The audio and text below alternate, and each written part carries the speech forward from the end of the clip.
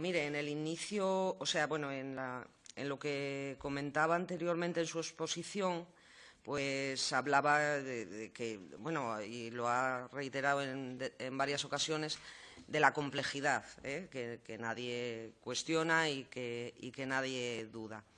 Y que también se juntaba, pues, en el caso, y hablo de la ley meter la ley de dependencia dentro de las residencias, ¿no? Y en las personas que ya estaban en una situación de dependencia, pero que la ley nace después.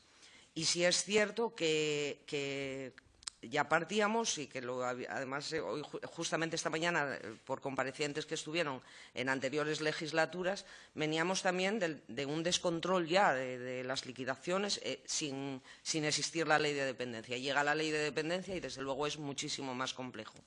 Ahora bien, hablaba usted de mecanismos, yo quiero pensar, ¿usted se imagina que la recaudación de impuestos funcionara con los mecanismos con los que a día de hoy todavía funciona el organismo autónomo ERA? ¿Usted se imagina que se puede, o sea, los mecanismos eran sencillos, quiero decir, sin personal, sin herramientas informáticas?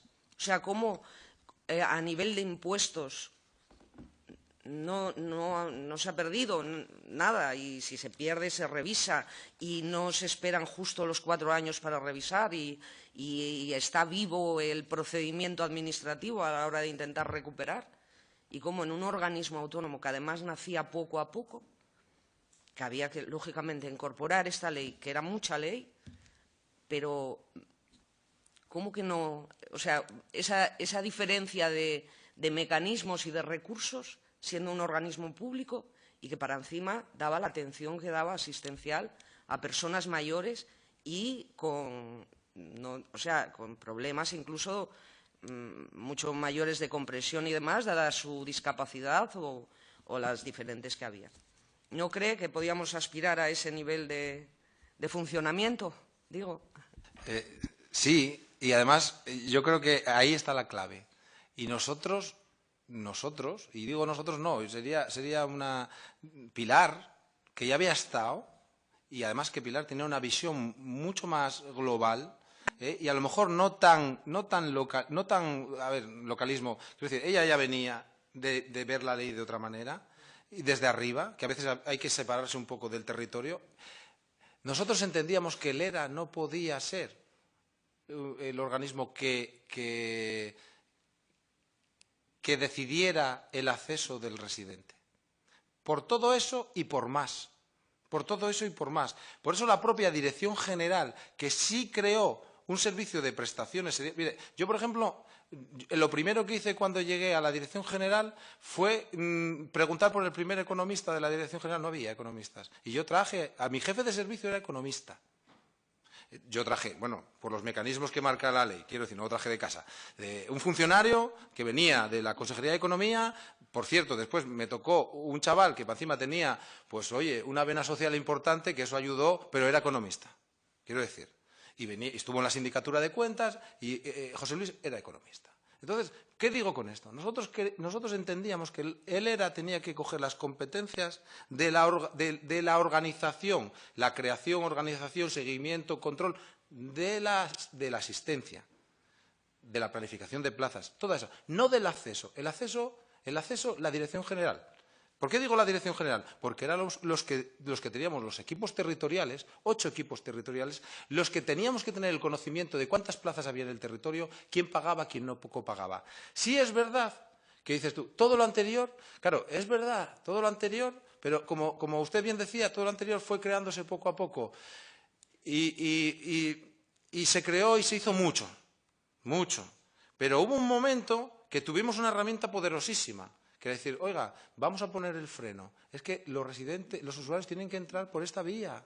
Y esta vía nos permite que la Dirección General ya estaba firmando convenios con Hacienda, con no sé quién, con no sé qué más. Y la gente pasó, en poco tiempo, por cierto, pasó de tener que presentar una cantidad de papeles a 2. Y esa sabía la capacidad económica de esa persona. Y además, como, sinceramente, en el inserso, lógicamente, era un copago, ¿Qué significa el copago? Pues el copago era que usted no tiene que pagar el 100% de la plaza, porque es un derecho, y tiene que copagar. Ya que se estableció que había copago, porque a lo mejor otros opinaban que incluso no tendríamos que copagar nada. Bueno, lógicamente yo ahí no entro, porque era una cuestión ya superior a mí, pero había un copago. Y ese copago, yo os le aseguro que la Dirección General, los 12.000 expedientes que resolvimos antes de yo irme, en un año, todo el mundo tenía calculada de una manera veraz el copago que tendría que tener y la prestación económica que tenía que recibir en caso de recibir.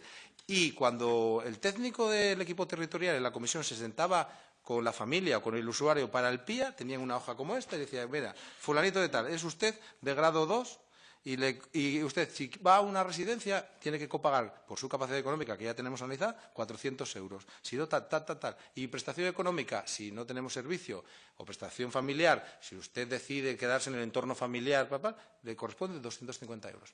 ¿Está usted qué decide? Firmaban el PIA y de manera inmediata tenía eso. ¿Por qué? Porque la consejería, lógicamente, tenía una capacidad mayor de hacer eso y porque nosotros queríamos que el ERA fuera... hay gente que nos acusó en ese momento de querer acabar con el ERA. No queríamos, al contrario, queríamos que el ERA fuera un centro de gestión de los recursos y además Pilar tenía la idea de que no solo los residenciales, porque Pilar tenía la idea de sobre todo en zonas dispersas, en una residencia se pudiera tener residencia, centro de día, la gestión de la ayuda a domicilio, la propia gestión de la teleasistencia y también la atención de la promoción para evitar la dependencia, de la promoción de la autonomía personal, que se está desarrollando ahora en muchos sitios, en los centros sociales, etcétera, etcétera. Y que lo gestionara el ERA y que lo planificara el ERA, pero no el acceso. El acceso a través de la Ley de Dependencia, a través de la Dirección General. Nosotros ahora mismo en Andalucía, la Dirección General decide cuánto y quién va a la dependencia. Y la agencia andaluza decide y le da la plaza y le gestiona la plaza. Pero no, la agencia no decide cuánto tiene que pagar y a qué plaza va. Es la que crea las plazas. Y eso era un poco lo que nosotros queríamos hacer aquí.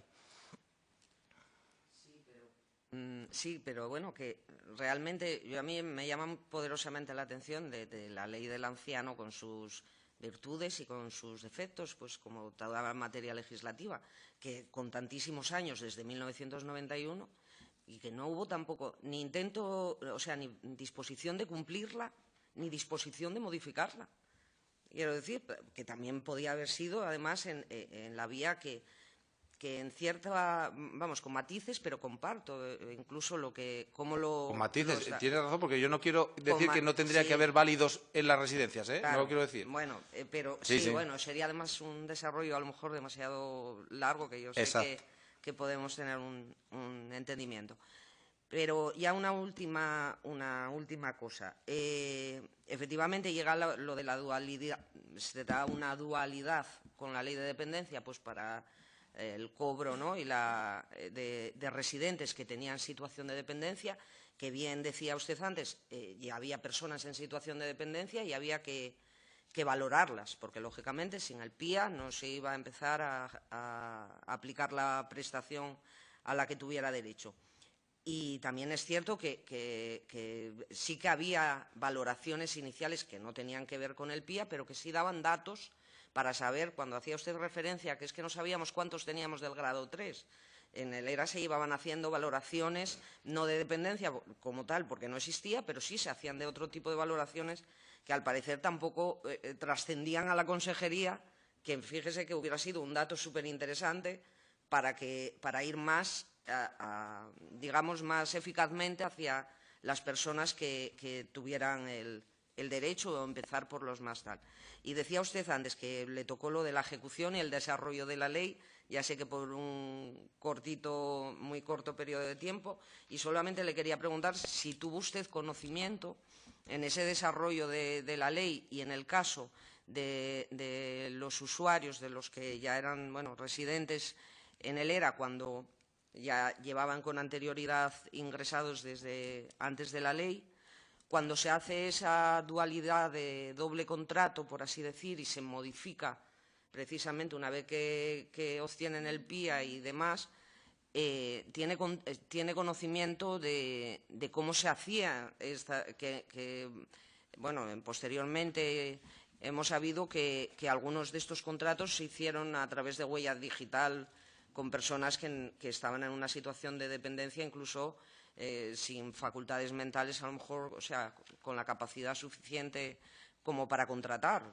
Y ahí sí que se ha evidenciado que hubo un poco de caos a la hora precisamente con estos residentes de pasar al contrato para facilitarles lo de la dependencia.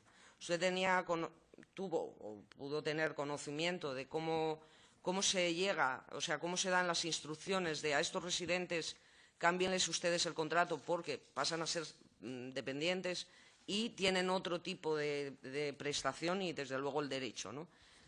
¿Cómo se gestiona? Si tiene conocimiento, también sé que es escaso el tiempo en el que le pilla que imagino que esto duró bastante tiempo. Sí, en esa pregunta sí que tengo conocimiento porque la orden la dimos nosotros, en el sentido, es decir, nosotros y fue una cuestión económica, velando por los recursos del Principado de Asturias. Nosotros, cuando fuimos a la comisión del Inserso, nos dimos cuenta que había muchísimas comunidades que de la noche a la mañana pasaron de tener 2.000 dependientes a 14.000. Cuando el proceso era tan lento que éramos más tontos que Cantabria. ¿O mis técnicos eran más lentos que los de Cantabria, por ejemplo? No. ¿Qué hizo Cantabria? Cantabria hizo la homologación. Una homologación no sé cómo lo hicieron. Entonces porque a nosotros hay que recordar que nos pagaban a través, no solo por la evaluación, por el PIA, sino había que meterlos en el SISAZ, en una herramienta informática. Que tendríamos que hablar también de la herramienta informática y del uso que el Inserso hizo de esa herramienta informática. Porque un inciso, o sea, que el Inserso haya mandado cartas individuales a personas del Principado de Asturias sería muy cuestionable por la protección de datos que solo podrá utilizar la Consejería de Bienestar Social, no el Inserso. Pero bueno, eso es otra guerra. ¿A qué voy yo? A que nosotros dimos una orden clarísima. Es decir, y además lo dijo Pilar aquí, vamos a facilitar que aquellos usuarios que tienen dependencia puedan acogerse a la ley. De tal manera, y Pilar además, veía las cosas desde el punto de vista, tengan un derecho subjetivo, un derecho de ciudadanía y además se beneficien de un copago inferior y sea garantista. Y lo hicimos. Es verdad que hicimos, y es verdad que nos aprovechamos, cogimos toda la experiencia de los técnicos del ERA y los técnicos de la Consejería, Susana y Javier, se sentaron con los técnicos del ERA y cogieron y asimilaron el baremo que utilizaba el ERA y el baremo de la dependencia y llegaron a una pasarela. De tal manera que no se hizo valoración porque ya estaba hecha del ERA, por los técnicos del ERA. ¿Con qué nos encontramos? Nos encontramos con que no podíamos hacerlo. A nosotros, por lo menos, no nos dejaron hacerlo por la vía de que la tendríamos que haber hecho. ¿Qué nos pasó? Que los residentes tendrían que lo solicitar. Y eso fue lo que nos paró, lógicamente, porque sí que se dio orden de informar a las familias y que venga familia por familia. Había residentes que cognitivamente estaban perfectamente, ¿no?, para hacerlo. Otros no, y se utilizaban las familias.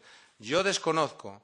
Yo dudo mucho, no lo pongo en duda, pero dudo mucho. Desde la Dirección General no se dio esa orden, pero yo creo que ningún técnico puede utilizar que alguien sin su conocimiento pueda solicitar la ley de dependencia. Y si lo hicieron, que yo no, porque habrá casos, como usted dice, yo no lo dudo, estoy convencido que era para una cuestión de decir, es que a este señor va a dejar de pagar lo que está pagando y se va a acoger a la dependencia. Y se va a acoger a una situación mejor de la dependencia. Y eso estoy seguro porque era lo que nosotros buscábamos. Porque además lo buscábamos porque esa diferencia que a lo mejor el usuario dejaba de pagar, que yo prefiero más que la deje de pagar el usuario, pero que la pague el Estado, que era lo que tenía que hacer. Porque si nosotros lo dábamos de alta en el sistema, nos pagaba el mínimo, que era lo que realmente... La diferencia entre lo que nos dejaba de pagar el ciudadano nos lo pagaba el Estado, que era lo que tenía que hacer. Y ya garantizábamos que Asturias tenía un volumen de ingresos del Estado importante, porque en realidad es que estábamos atendiendo a esa gente, a esas personas dependientes, y no estábamos percibiendo lo que nos correspondía del Estado. Pues muy bien, han sido unas aportaciones muy valiosas. Muchas gracias.